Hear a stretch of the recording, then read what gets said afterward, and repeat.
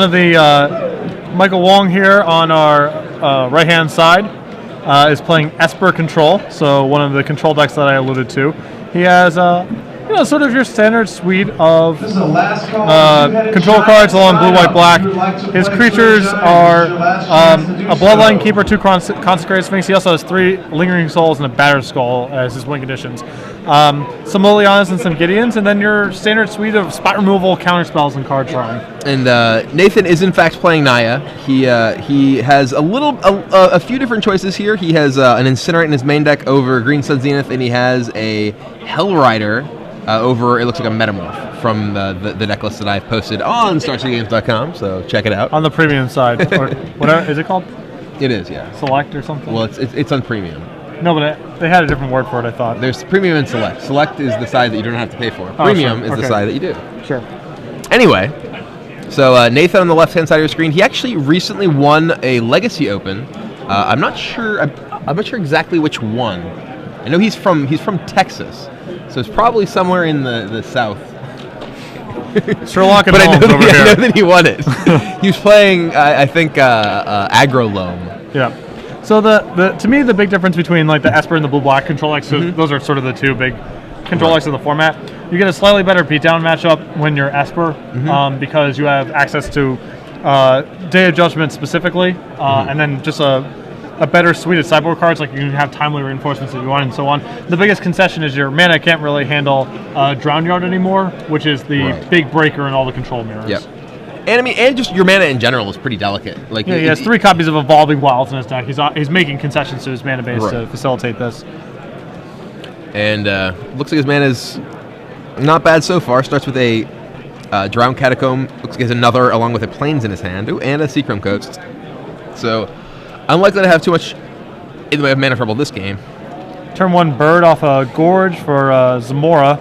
It looks like he has... Appears to be an Incinerate. And I believe it's a Blade Splicer. Yeah, I believe he just drew a Blade Splicer.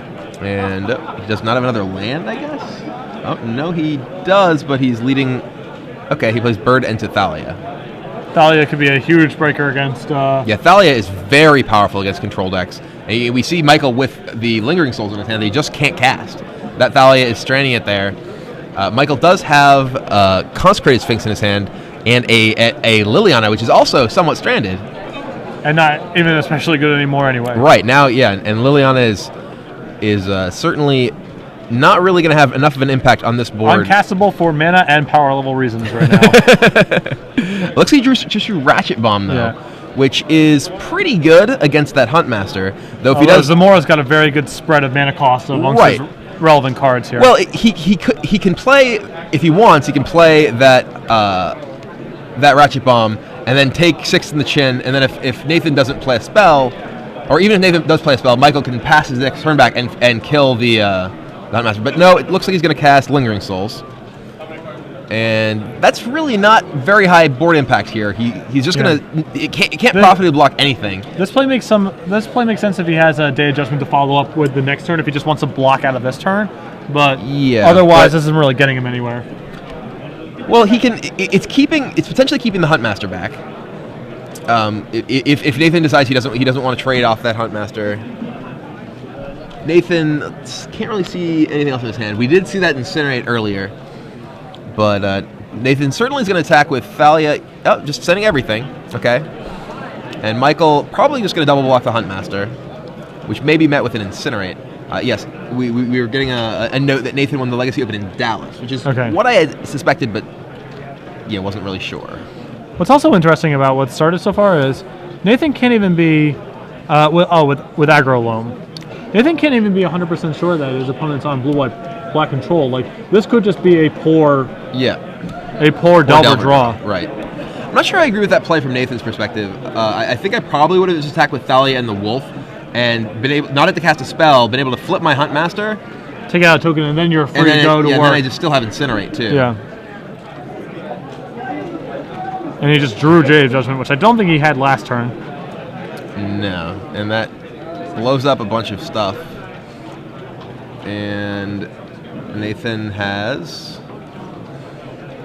not much that's going to have enough impact on this board.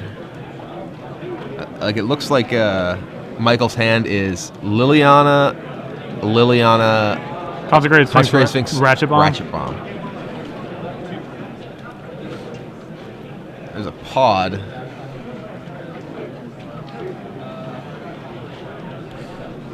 It's Liliana +1. Yeah, that's got to be it. Which takes out Blade Splicer, which could have become Hellrider, which is pretty powerful. Yep. So, and we're seeing a flashback. Lingering Souls, yep. Nathan and just says drew and said go, which is pretty bad with a Liliana in play. Yeah, that must have been one of the few uncastable cards. That's Inferno Titan, yep. Based on Nathan's body language, do you think it's possible he actually thought that his opponent was on? I think it's entirely possible that, yeah, he thought his opponent was on Delver was playing a Spirit deck. All right, so Forbidden Alchemy digs for... It's a checklist card, which I believe is Bloodline Keeper, his singleton. Mm-hmm. And then, yeah, this game's pretty much Yeah, it's over. got Consecrated Sphinx, Gideon. I mean, he's got it everything all, you could want. Say. Just taking Liliana up as insurance, so in case anything goes haywire. Right, there you go. Okay. So yeah, Nathan, I think maybe misassessed the matchup. Yeah, there. I think he may have thought that he was playing against an Esper Delver deck, and just wanted to sort of get as many threats on board as he could, and then turns out he got Day of Judgmented right off the top and set back to the Stone Age. So obviously you played this Nyapod deck a lot. Mm-hmm. How do you feel about control decks bringing in Karn against you? It hasn't really happened to me okay. that I've noticed. I mean, the Karn is certainly potentially just a very powerful card at dealing with your large threats, but your game plan against them is more sort of like incrementally defeating them with the sort of smaller value threats along with Township. Township's really a big part of your planning about beating control decks. It's much less powerful against decks that have a bunch of mass removal like Day of Judgment, but you're often able to get enough damage in with keeping them off of being able to actually interact with you too much if you have like an early Thalia like we saw that game. If for instance they sit on to play that game's completely different. Yeah. Because that Thalia just ends up being completely backbreaking. So do you think you want the third copy of Curse of Death's Hold if you're in Wong's position here? Curse is pretty good. Yeah. But it's not really backbreaking. Let me take a look at what does he have. He has a couple. He has like two copies. Timely is pretty good. Phantasmal Image is pretty good. If Image is pretty good. Thalia or Thrun potentially. Despise is actually not bad.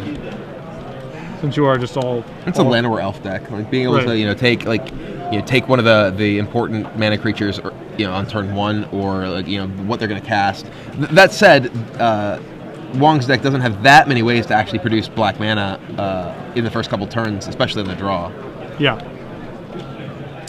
So, but if I'm in Nathan's shoes here, the cards that I want to be boarding in, I'd probably board in both Hero Blade Holes because you want just the sort of high impact threat cards that can end the game quickly. I'd board in the third Thalia. I'd probably board in one Ray of Revelation. I think that having access to a Ray of Revelation to be able to deal with your opponent's Oblivion Rings and curses and such, is typically pretty powerful, but you don't want to have a bunch of them because you can't really afford to have dead cards. The one thing that we saw that game was he drew his one Incinerate, and while Incinerate's a very good card against creature decks, it's largely dead against control. He used it to kill a token. Yeah. That's pretty unimpressive. If that had been say a Zenith, or if it had been just some other a real threat card, right? Yeah. It would have potentially made a big difference. If that had been a Garruk, it's just a very different game. And that's one of the reasons that I really like Garruk in this deck is exactly these sort of matchups because you're able to actually beat things like Day of Judgment that are otherwise pretty difficult for a creature deck like that to actually be able to match up against. So where are you making cuts here? Well, certainly Incinerate. Daybreak Ranger comes out. Fiend Hunter, I think, also comes out. And you can cut some number of Huntmasters. They're only okay here. And one of the big question, I think, is actually whether Inferno Titan stays in. Because the question of whether you want to try and invest in a large threat and have something potentially super scary to chain up to. But I'm not sure it's really necessary. I've pretty frequently found myself just being able to win by only ever being able to go up to Vorapede. Vorapede's actually very good in this sort of matchup because the Esper decks are really reliant on actually killing your creatures. It's not like you play a Vorapede and they're trumping you with a Titan. You play a Vorapede and they have to do something that gets rid of it, generally speaking. So I'd probably take out the Daybreak Ranger, the Incinerate, a Fiend Hunter. I'm at 3 now. 2 Huntmasters. Put in Thalia, 2 Hero of Blade Holds, and a Ray of Revelation. Sure. Check in with them and return to your trade. That's something I've never gotten a really good feel on as a sideboarder. Is just like having something like 3 copies of Ray of Revelation in your sideboard and bringing in 1 in a matchup. Yeah, I think it's the sort of thing that's pretty subtle. That a lot of times people think either you want a sideboard card in a matchup or you don't. When realistically, certain effects, in a matchup where you really want Ray of Revelation, say black-white tokens, Ray of Revelation is just backbreaking against them. So, I don't know that I would go all the way up to 3. I would probably still only want, a couple copies. But, in a matchup against an Esper control deck where it's a good card but not always, I think having access to 1 is much more exciting. So here we're off to start in game 2. So Nathan has a pair of Pilgrims. Along with the township. Yep. So that township. Well, we have Garrick. We have Garrick. Yeah, so. we got a little something. Garrick's making a wolf and needs some loyalty. So that bomb is probably just going to kill those 2 Pilgrims this turn. Yeah, it seems safe. And then he's just going to have to ride this Garrick plus township. Yep. Yeah, Pilgrim's down. But it doesn't seem like Wong's going to be able to get out from this Garrick in the short term. Garrick so we're going to have... Garrick is brutal. That's I think that he's just... I think Garrick is still underestimated. Yep. Garrick is a card that I think, you see people only really... They don't just play, in decks where it's just a good card. In this deck, it's not a deck that, uses Garrick in, some sort of... It's not a token deck. You see Garrick in, token decks. And it's you don't need to be a token deck for Garrick to be good. You just need to be playing a deck. Right. So now this is a pretty interesting decision from Zamora's position. Is he can potentially just not play into any counterspells for a very long time and try to just let Garrick do his thing. Yeah, but he also he's kind of mana light. He's jammed up right now. And playing something like that Thalia there, I think Thalia is exactly what I would play there. Thalia can keep your opponent off of the ability to Day of Judgment you for a turn, even if it's an untapped white source. And your Garrick's just going to keep doing work. Despise. Looks at a hand of Oblivion Ring, Blade Splicer, and Huntmaster. I'm guessing he's taking Blade Splicer because it's the only castable one. Right.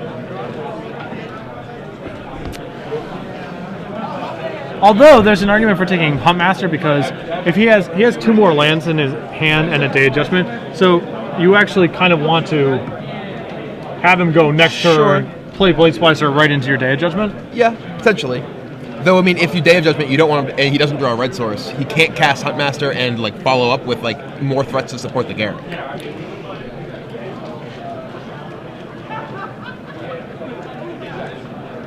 And he can copy the... Oh, he can just image the Thalia? Yeah.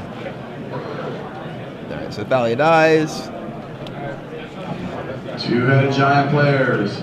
On the L2R Wolves come in, board, there's a shield putting Michael to paper. 13 life. On it is your seedings for Garrick, I'm guessing, is just going to pump out another wolf here. Did he? Oh, okay. I'm sure Garrick actually made a guy. I'm good. So, here, a Batter Skull. Well, we do know that Nathan has an Oblivion Ring in his hand, so that Batter Skull is really very low impact.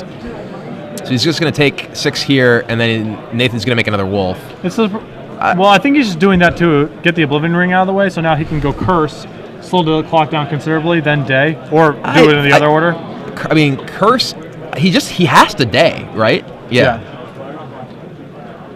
And this is where Garrick is just so impressive. Like a Planeswalker against in a situation like this. And one of the reasons that Garrick is so impressive is because his fight ability, he can have an immediate game impact, even where a 2/2 is just not good enough. Yeah. Being able to eat a Bloodline Keeper, say, or being able to kill a Fiend Hunter, kill even a flipped Delver, just trade with it is a big deal.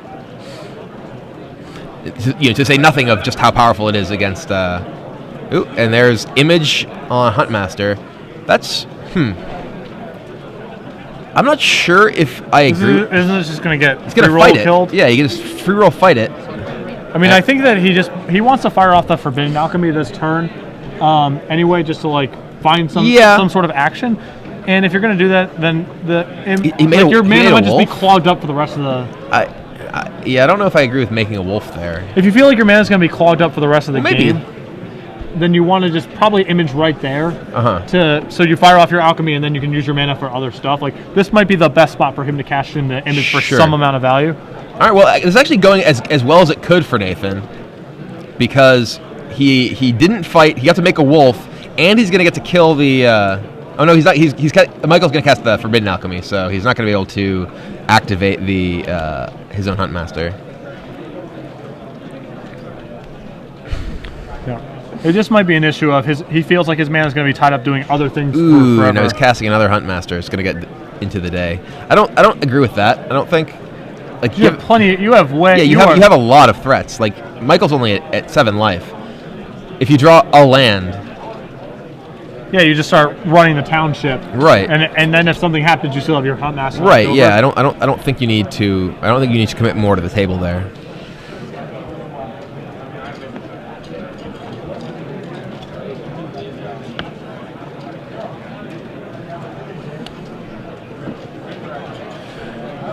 So, yeah, it sends the attack sort of signifies that a day of judgment is coming. Yeah.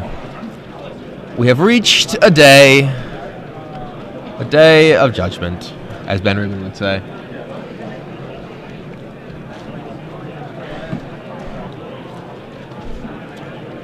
All right, Michael goes to 5 life. So he has a curse and just drew another curse, so he can actually go running curses right now. If he plays a curse here, then he's getting attacked for 3 next turn. Although he dies if Nathan draws a land. But if he doesn't draw a land, then the second curse can lock out a ton of what Nathan can do. And Michael looks like he's debating. Oh, he has Lingering Souls.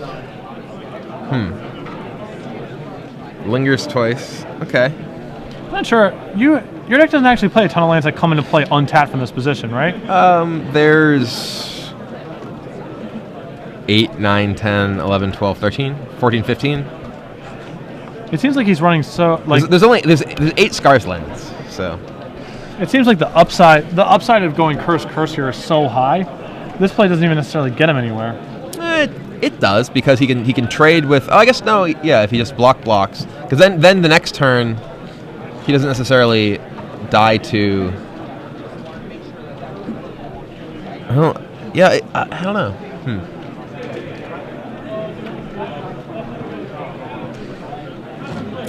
Fights.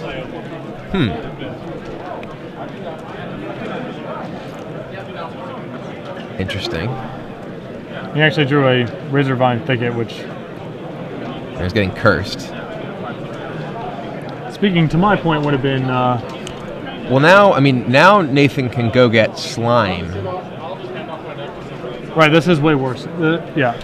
Or if he has... If he does a red source, he can go get Titan and just cast Titan.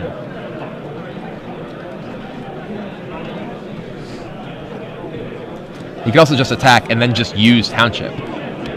Yeah. Or just cast Slime. Sure. That works too.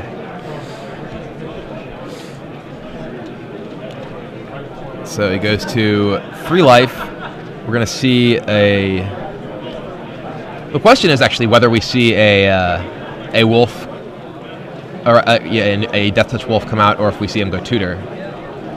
I'm guessing he's probably in a Death Touch wolf. Doesn't tutor give you better insurance against day judgment, which is the only way to get out from here? If you tutor up Strangrootgeist, then I think tutoring up Strangrootgeist may be the best. Okay, he's gonna make a little guy.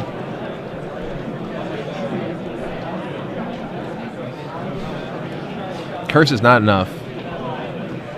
And it looks like Curse and Liliana is all that Michael has, so.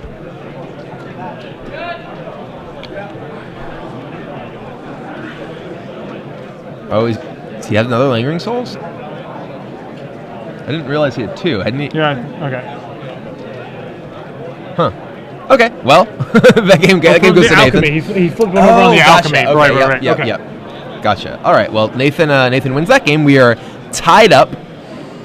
Yeah, I think if I was in Wong's position, I would have just tried to go for running curses. I think that that just ends up being so much potentially more powerful. Right. The thing is, like, because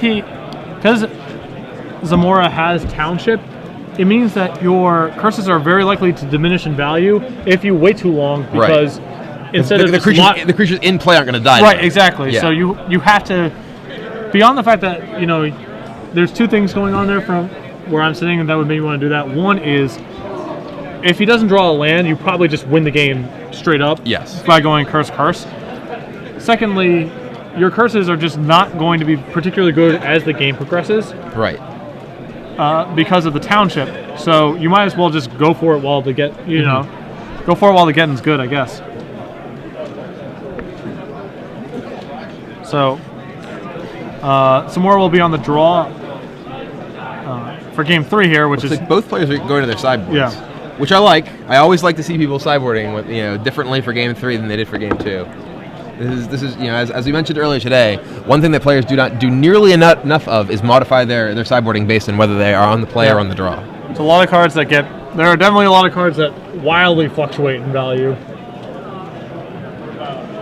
It is really interesting just like listening to you discuss, like the ramp versus the pod matchup, where it's just like the way that the cards align is, like the way that Hunter Master lines up with Garrick, lines up with his sweep spells, lines up with blah. It's like all these interlocking pieces that cause the cards to go up and down in value. It's not one of those things where it's like, well, Time Reinforcements is not good on the play because I'm going to be ahead and bad on the draw. Right, yeah. It's specifically this card lines up with this card, versus this card. Like you really want to Incinerate when you're, on the draw, because you want to be able to be the person who can, kill their Huntmaster if they went first. Whereas on the play, having Garrick is better because you can play Garrick, make a guy, and then if they play a Huntmaster, kill it, or just play Garrick, kill their Huntmaster, things like that. Yeah. So as far as these two switching things up after sideboarding, I don't know that I would sideboard really much differently if I were Nathan, except he may have seen, because he saw Curse this game, he may be more inclined to bring in Ray of Revelation, which he may not have brought in for game 2. Yep. In game 1, he only really saw Day of Judgment. He did see the Batter Skull, but Batter Skull is a card that I like to just largely ignore and plan to deal with Oblivion Ring and Slime when it's coming out of decks like this. You really can't be boarding in like a grudge against a deck that only has Batter Skull. Yeah, the more reactive you make your deck, the more likely you're going to draw these hands of birds, elves, reactive cards and not be able to go anywhere. That's one of the big reasons that I like specifically Oblivion Ring in aggressive decks, compared to much of any other kind of removal, because Oblivion Ring is so catch-all. They're able to deal with any variety of things your opponent can throw at you.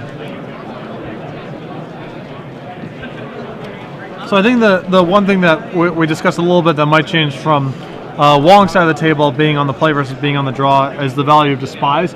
Like casting Despise on turn 1 is awesome against a bird and elf style deck, because you can either take the one threat card or the one ramp card they need. Secondly, even if you don't have untapped mana on turn 1, which is likely, on turn 2 you're very likely to have untapped black, and then you can cast it and get their Talia, which on the draw, if you assume you have you don't have black mana until turn 2, right? Yeah. Well, we did see Michael play Despise in that game, in game 2. So I imagine they're probably already in his deck, and I doubt he brought in one. Maybe he did, but it's possible that he wants maybe a third curse is better on the play than it is in the draw, because you're able to actually get to that point in your mana curve before your opponent is able to activate Township, for instance. That's another example of precisely how cards line up. But I can't imagine not wanting the third curse in this matchup, even if you're on the draw. All right, so an isolated chapel. And it looks like Nathan does have a Ray in his hand. And a bird. We see bird off of a forest, and then Despise, and that's gonna hit Hero of Bladehold, and that's it. There's just Hero. Yeah, this is the disaster scenario we're talking about with too many reactive cards. Yep. I hope that's, for Nathan's sake, that's his only Ray. If he draws another Ray, things are looking pretty bleak. Yep. And he draws another Ray. Another Ray. Oh my God. Things are in fact looking pretty bleak. Yeah. That I feel like I'm supposed to profit. I just said, just called it right there. Oh boy. And yep, alchemy. Yeah, if you have no pressure on the board and your opponent is alchemying, you are in some trouble. Yeah.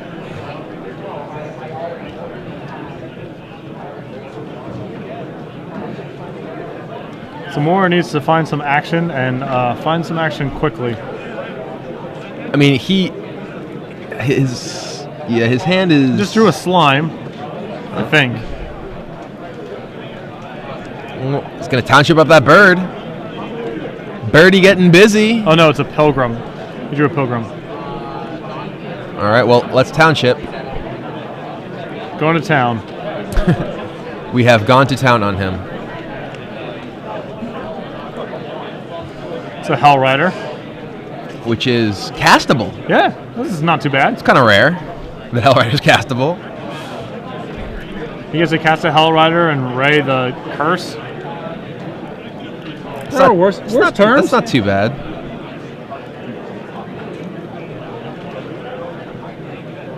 Yeah, doesn't want to do that though. Just want to send for 1. Maybe he doesn't want to get dayed here. Maybe he's happy just jamming his township for a little bit. Yeah, I mean, like he is. I mean, Michael has a Sphinx here, which he could just play. No, doesn't want to. It's to linger. And passes with 3 up. I'm a little confused by that play. His looks like Sphinx. Is that even 2 Sphinxes in his hand? Maybe he just wants to day before casting the Sphinx.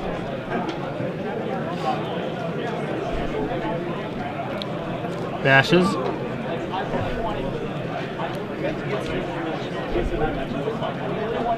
Maybe he's just gonna day here and then play flashback. I think you just say. I would have. If you're gonna do that, I think I'd rather just flashback alchemy that turn. Give him 1 more turn to commit something to the board. All right. Well, if there's time for Hell Rider, it's now.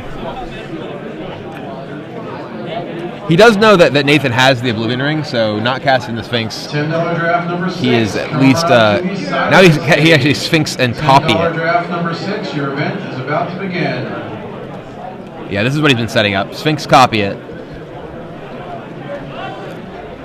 and Ray of Revelation that flash it back. Drawing 4 cards. Pretty good. Really? Why? Pretty good. And yeah, I'll attack with Hell Rider. It'll do 1 to your image, please.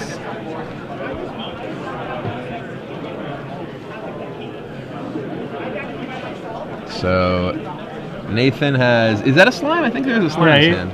Yeah. He's got a plethora of reactive cards of marginal to negative utility, facing down 2 consecrated Sphinxes. Yeah, I mean that's really the problem when you're playing an aggressive deck against a control deck.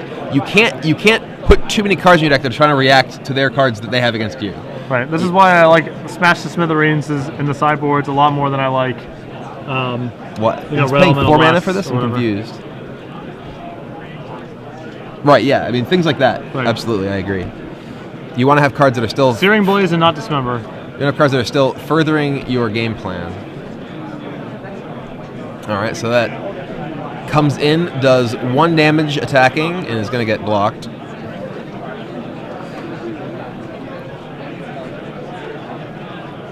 Now with Dissipate up, it seems very unlikely that. Oh, and Gideon. Oh, good. Seems very unlikely that Wong can lose control of the game from here. Yeah, this is sort of spiraled out of control, and it really all started when he drew that second Revelation. Arguably, it started when he drew the first one, because it implied that more were coming down the pipeline. Fair. So yeah, Gideon will pretty much do it, I think. Gideon ticks up. Hell Rider and the Hell Rider and Geist will come in. Hellrider will get eaten. Geist will do 4, bringing Wong to 10. Or he still can township and make that 9. Or if he could copy his Hellrider twice, he would kill him. So still a lot of ins, a lot of outs. Absolutely. A lot of what have yous.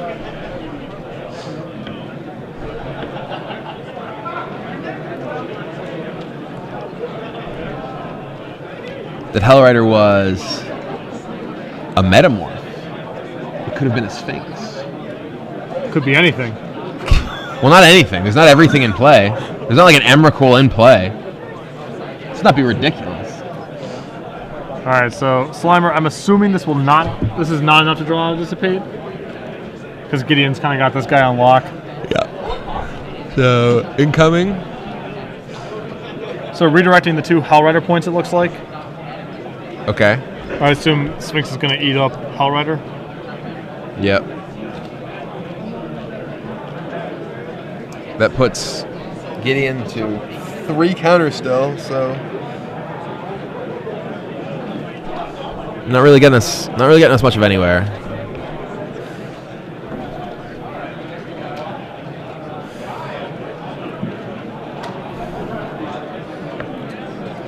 Soon we're going to see a +2 momentarily.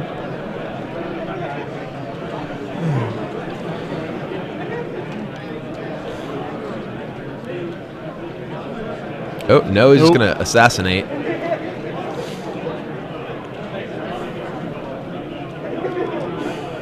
I can get behind that. I'm not sure. Oh, I guess the township. Yeah, the township, pretty big incentive. Well, I don't know. Not if you're going to do this, right? Because like, yeah, if you're going to do this. just making him attack makes the combat so ugly. Yeah. No, Sphinx is just going to bring it.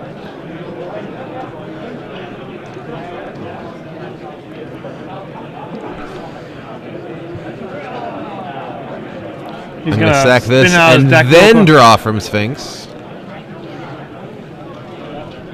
We want to get all goodies, no lands. No whammies, no whammies. Stop. It's hard for things to be too bad. Yeah, you can't really. There's not really very many whammies.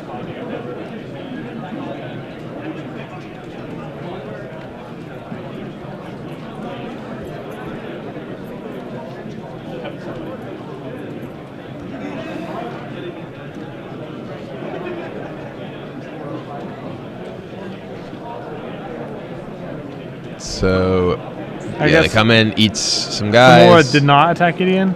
Just went to the head. I guess. And then I think we may just see Gideon go live here. Just time to turn Gideon, it on. Yeah, Gideon's just going to do it live. Yeah, here we go. Getting frisky. Boom, 11. Yeah, this game is all but over.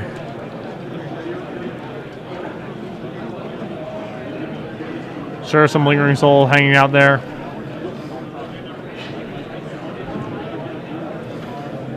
Cue the cranberries. Come on, Ray of Revolution! Oh, no.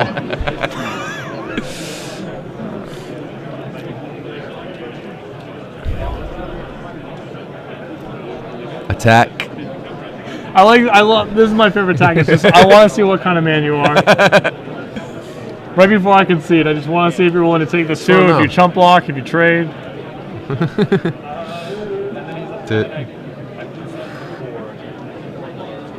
And shuffles him into his deck. Yeah. All right. We call that the Jason Gordon strategy. that is so extremely old school reference. Michael Wong takes the match 2 games to 1 with his Esper control deck, taking down Naya sort of pod. Podish. Pseudopod. Diet pod. Diet pod. Pod light. Yeah. Pod max. It's the Pepsi version. Pepsi Max okay. Pepsi Max is 10 calories. It makes sense, right? What? Yeah. It's the maximum number of calories. No, that is not true. That does not make any sense. Yeah. So, yeah, pretty straight. I mean, that third game was a pretty pretty Yeah, lopsided. I mean, but dismantling. I do think that as far as sort of lessons from that game, we even commented on, oh well, he better not draw another Revelation. Then he immediately